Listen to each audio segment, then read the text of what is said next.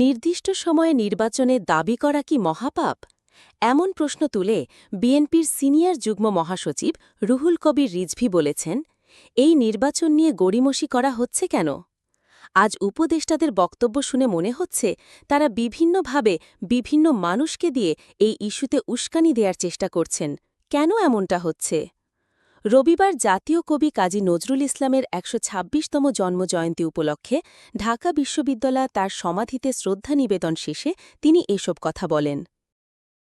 এটা কি নির্বাচনের কথা বলা, নির্দিষ্ট সময়ের মধ্যে নির্বাচনের কথা বলা, এটা কি মহাপাপ? আজকে উপদেষ্টাদের কথা শুনে সেটা মনে হচ্ছে, এবং তারা নানাভাবেই বিভিন্ন মানুষকে দিয়ে এটা প্রভোগ করার চেষ্টা করছেন। কেন? আজকে কি বলে যে পরিবেশ উপদেষ্টা, তার দায়িত্ব তো মানে পরিবেশকে সুরক্ষা করা এবং পরিবেশের উন্নয়ন, উনি যতদিনই সময় পান। আজকে বুড়িগঙ্গা কেন